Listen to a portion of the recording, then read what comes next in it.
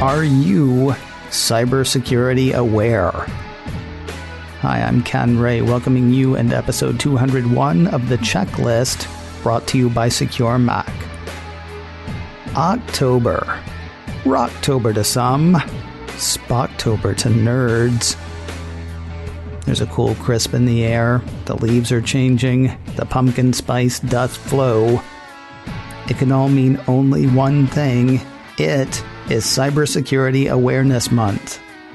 We'll pick up some tips from the National Cybersecurity Alliance on this edition of The Checklist, brought to you by Secure Mac.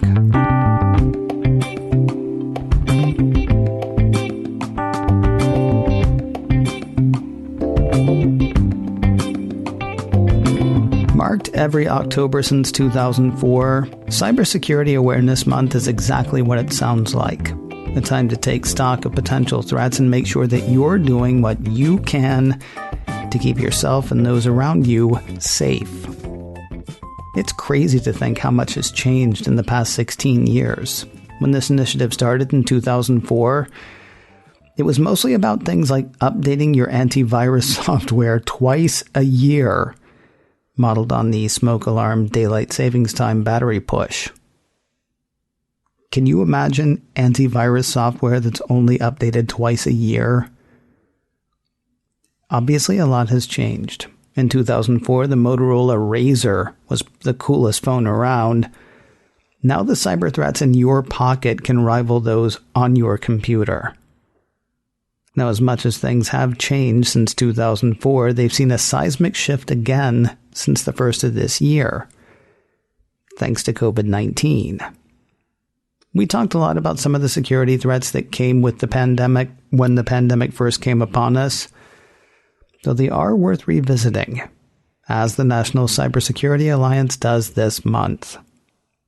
While the volume of fraudulent emails and text messages spiked by more than 667% when the pandemic started, the pandemic hasn't gone away, and neither have the bad guys. We may not be seeing the same surge in fraud, but attempts are still being made to get at your data and at your company's data. On an individual basis, the National Cybersecurity Alliance has a few pointers. Boiling it down, don't trust information that just comes to you. Rather, have trusted sources to which you turn. A solid news organization is key here. Now, really quickly, this part isn't the National Cybersecurity Alliance talking. This is just me. Please know the difference between a news program and a personality program that deals with news. CNN, Fox, MSNBC. Their daytime programming tends to be devoted to news, like actual news, while their nighttime programming is more analysis and personality driven. I'm not saying that nighttime programming is bad or untrustworthy, but it is important to know the difference. The PBS NewsHour might be a good source. It's news and analysis, though with fewer fireworks and no screaming matches. Maybe a newspaper or a reputable online source would be good. Not a friend's post on Facebook unless that friend is posting again a reputable source. See, if you've got a good source of good information, you're less likely to fall for scams. The advice from the National Cybersecurity Alliance: be a little skeptical. Cybercriminals try to grab our attention with COVID-19 related phishing emails on subjects like contact tracing. Someone who came into contact with you tested positive or has shown symptoms for COVID-19. Officials recommend you self-isolate and get tested. More at cdc.com/testing. Sounds scary and legit, except the CDC's website is not cdc.com, it's cdc.gov. In a panic, who knows what kind of information somebody might give away. Now, with any luck, contact tracing will be a thing for all of us at some point. Maybe you're in an area right now where it already is. Chances are it's not going to be an email with a clickable link that'll notify you of exposure. Find out from your local authorities what sort of contact tracing is being done in your area, if any. Other scam-type emails. relief funds. The FCC Financial Care Center is offering you $30,000 in COVID-19 relief. Claim at fcc.com/relief. And finally, cures. Amazing COVID cure discovered. There is hope. Sign up for the trial here. vaccine.covid.co.signup. If it sounds too good to be true, it is. Warning signs for which to watch out: fake URLs, .com when there should be a .gov, for example. Pressure to act immediately, clickable links and unexpected emails, and finally, requests for personal or financial information.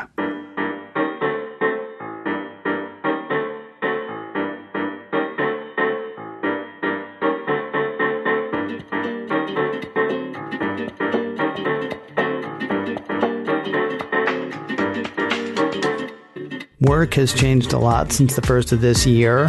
For a lot of people, the daily drive has been replaced with a short stroll to the couch, better coffee than you ever had at the office, and soft pants. The National Cybersecurity Alliance cites a report in Facility Executive that says 88% of companies have now required their employees to work from home, and most experts agree that this may become a new normal post-COVID. It's kind of relaxing, right? Of course, bad guys are hoping you're getting too comfortable. Without coworkers in sight or IT down the hall, you want to make sure security best practices are still, practiced. Reminders from the Alliance. The rules and policies you followed at work still apply when you're working at home. Keeping your work area tidy, following password best practices, handling personal data safely, watching out for social engineering scams, they all still matter. I'm on board with all that, except keeping my work area tidy. You're not my mom. Next, just because IT's not down the hall doesn't mean they're not there. The Alliance advises, don't hesitate to ask if you have a question or need something. If you're worried about software updates or have questions about the security of your home network, make sure you reach out to your manager or your company's IT or internal support department. They can't help if you don't ask. And one more point of theirs, report any potential incidents immediately.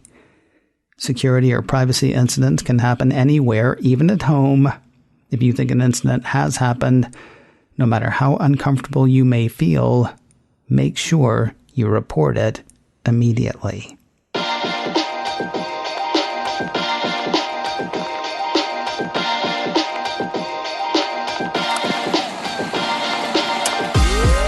More tips from the National Cybersecurity Alliance in a moment, but first a word about MacScan 3 from Secure Mac. Chances are you're doing more with your computer today than you were a few months ago, thanks to all the stuff we've been talking about today. The working at home and the kids learning at home. I'm not saying you're doing anything risky with your computer. I will say, though, no time is a good time to be without your computer. You need a good anti-malware solution, one like MacScan 3. MacScan 3 is a great defense against malicious software attacks aimed at your Mac. It's developed by Secure Mac, trusted names in computer security and developers of exceptional security software for the Mac for over 20 years. MacScan 3 detects and removes Mac malware, catches keyloggers, removes tracking cookies, and provides full range or targeted scanning, all without crowding up your hard drive or slowing down your machine. Sign up for a free 30-day trial today at securemac.com/MacScan. Then once you decide to buy for less. You can take a little off the subscription to MacScan 3 with offer code CHECKLIST. Try it first, watch it kick those tracking cookies to the curb. Then when you're ready to buy for less with offer code CHECKLIST at securemac.com/MacScan. We'll wrap the day with some pointers to avoid smishing. You know what phishing is, right? Well, smishing is the same thing, but on your phone. It's a combination of SMS and phishing. I said earlier that the cyber threats in your pocket can rival those on your computer. That's because your phone is a computer. We use it for communications. We use it for business. Our phones are our lifelines.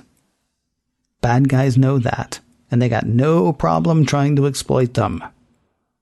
The National Cybersecurity Alliance says some smishing scams impersonate companies you do business with, your bank, cell phone provider, cable company, and so on. In early 2020, scammers impersonated Verizon in a wide-ranging smishing attack that instructed people to go to a fake Verizon website that looked like the real thing if you didn't notice the URL.